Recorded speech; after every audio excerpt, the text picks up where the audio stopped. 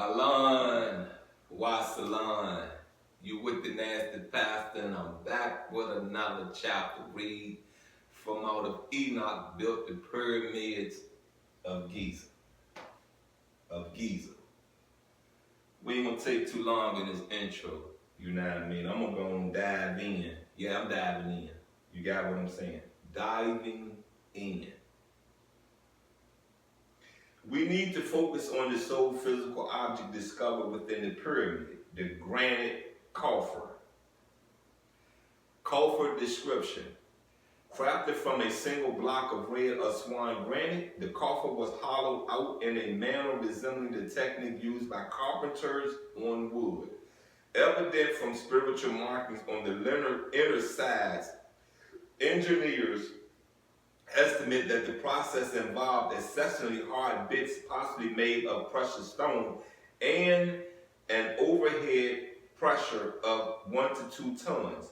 The four sides measure approximately 6 inches in thickness, while the base is around 7 inches thick.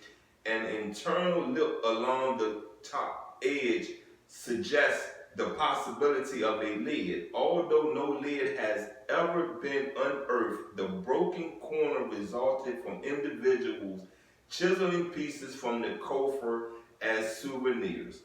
The internal measurements: length 2278 millimeters, 89.68 inches, equal 7.47 feet. Width 977 millimeters, equal 38.46 inches, and 3.2 feet. Height 1048 millimeters, 41.26 inches, equal 3.4 feet.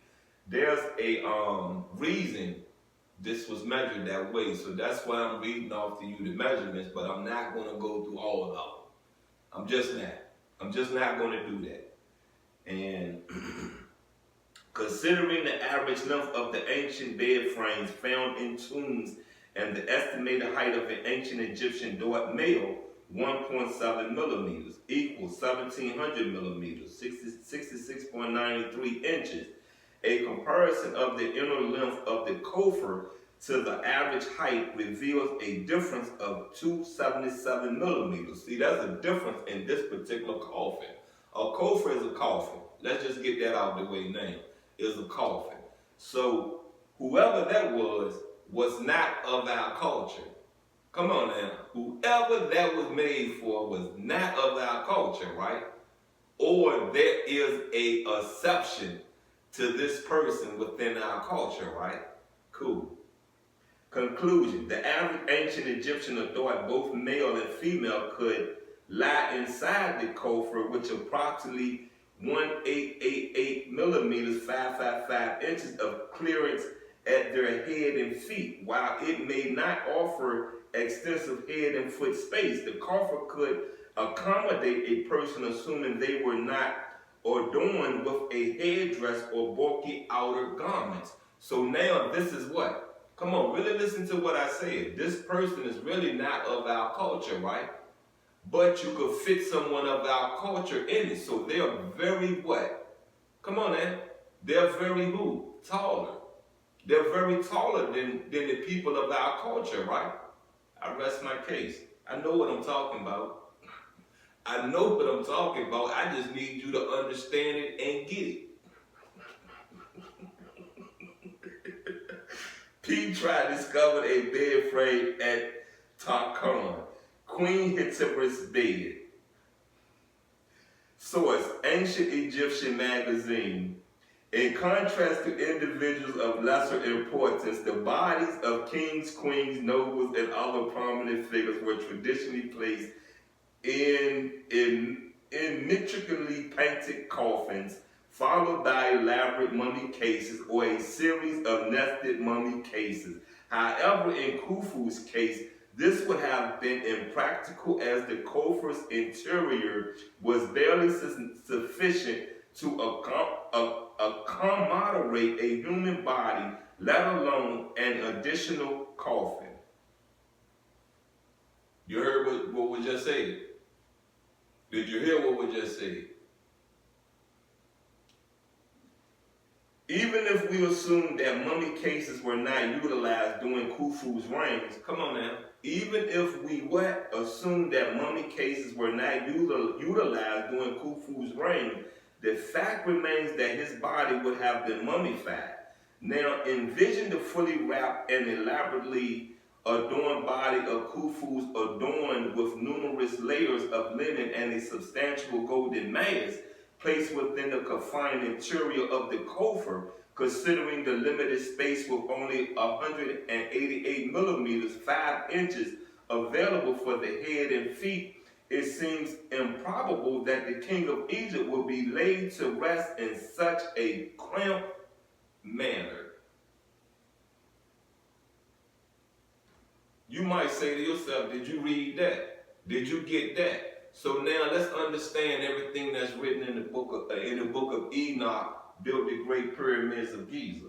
Let's really get to the bottom and get to a full understanding that we've been read the chapters of different people explaining the great pyramids of Giza, right? We seen two different understandings being said, right? Now we get to an understanding. One part is explaining to you that, hey, bam, bam, bam, these are the measurements, these are the size, boom, boom, boom. Then we get into another part is telling you the average height of an ancient Egyptian, a Kemite, an African, right? Then we just get to the part, it's telling you Khufu. Probably, that was not probably a coffin for him because he would have been cramped, right? I rest my case about a lot of this stuff. You get what I'm saying? I rest my case. How the judge do it? I rest my case about a lot of this stuff. You have to really read this stuff. You have to really probably get a pen and pad, write this down, write that down, write this down, go back, look at this to see if it makes any sense. And some of it really don't. Some of it really don't make no sense at all into what is explaining, right? There's contradiction here, contradiction there. And that is the thing about history, especially when you're dealing with religion. It's not made to be so simple. It's made for you to end up killing yourself. Self-suicide. We look to these preachers for answers. We don't always get it from them. You get it? They assist along with you killing yourself. For real, for real. You get it?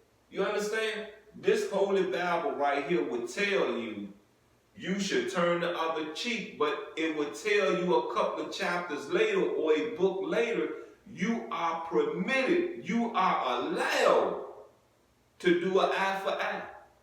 Come on, man. To do an eye for eye. Come on.